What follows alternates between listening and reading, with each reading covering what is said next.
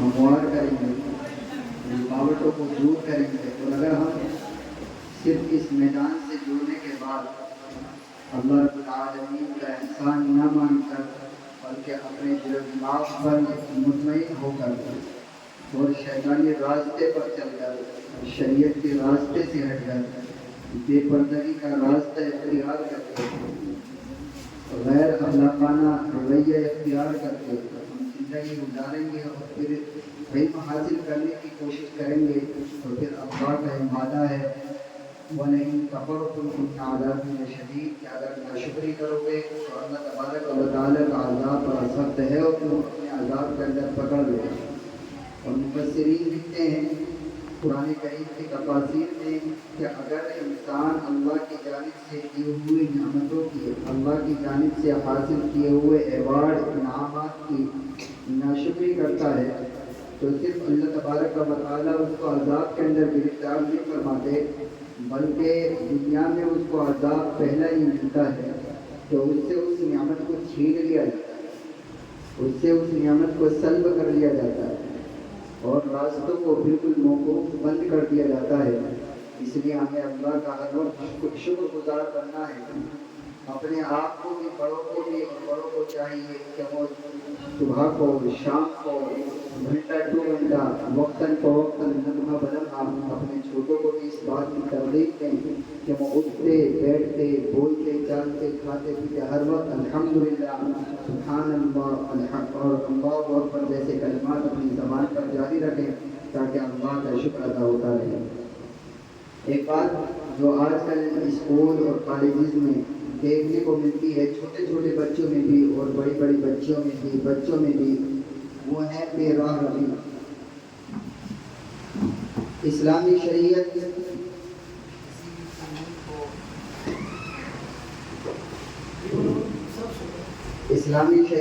کسی بھی علم، کسی بھی فن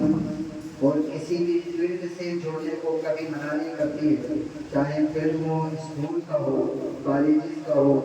یونیورسٹیز وغیرہ کا ہو، کسی بھی میدان کا ہو، تجارتی میدان ہو، کبھی بھی اسلام نے کسی پر پابندی نہیں لگایا کہ ہاں اس سے بچ ہوئی۔ ہاں ایک موقع پر ضرور اسلامی تعلیمات پابند لگا دیتی ہے اور راستے میں رکاوٹ بن کر کھڑی ہوتی ہے، جب اس فیلڈ سے جڑنے کے بعد یا اس فیلڈ سے جڑنے کے ساتھ ساتھ اسلامی تعلیمات کی دھجیاں اڑائی جائیں، اسلامی اصولوں کی خلاف ورزی کی جائے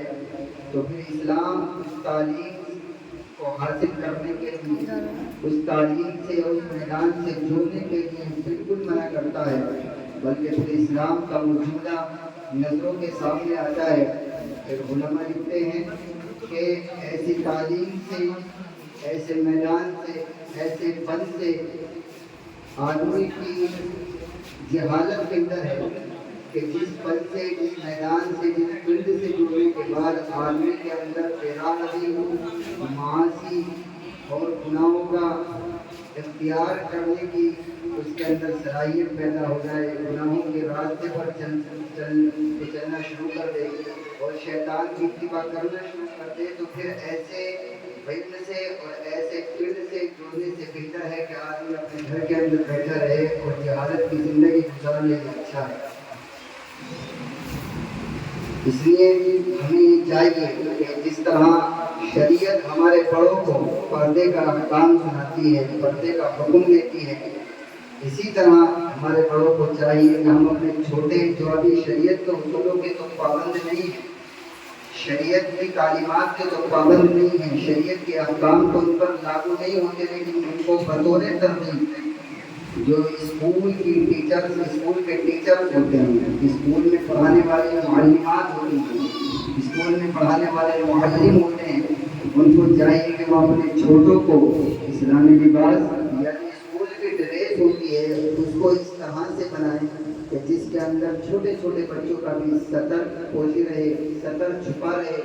اور جو بچیاں آتی ہیں ان کے سر پر ایک دوپٹہ رہے جس سے ان کا سر نہ کھلنے پائے، تاکہ اسلامی تعلیمات کی، اسلامی اصولوں کی بچیاں نہ ہو۔ اور یہ ہم سب کے لیے بالخصوص ماؤں جو بچوں کے والدین ہیں تو بالخصوص بالخصوص مائیں، یہ ان کی ذمہ داری ہوتی ہے کہ وہ اپنے گھر سے جب اپنے بچے کو بھیجیں تو وہ اسلامی تعلیمات کا بے انتہا لحاظ کریں، اسلامی اصولوں کا بے انتہا لحاظ کریں، کیونکہ اگر آج ہمارا بچہ شروع میں ہی اسلامی تعلیمات سے جڑے گا، اسلامی اصولوں سے جڑے گا، تو علماء لکھتے ہیں کہ بچپن میں جو بچہ اپنے اندر عادات اختیار کر لے تو وہ عادات بچپن تک ختم نہیں ہوا کرتی، بچپن کی عادات بچپن تک جاتی ہیں۔ اس لیے ہمیں بچپن میں ہی بچوں کو اچھی اچھی عادات کا، اسلام سے رغبت، اسلامی تعلیمات سے محبت اور اسلامی اصولوں سے عشق کرنے کا ایک بچے کو حامی بنا دیا جائے اور اسے عادی بنا دیا جائے، تاکہ بچہ بچپن ہی سے جب اسلامی اصولوں پر چلنے لگے تو پھر وہ اس کے مطابق زندگی گزار سکے۔ شاعر مشرق علامہ اقبال علیہ الرحمہ اپنی بایوگرافی میں لکھتے ہیں، جو ان کی اپنی ذاتی ڈائری ہے، اس میں لکھتے ہیں کہ میں نے ہمیشہ اکثر زندگی کا حصہ انگریزوں کی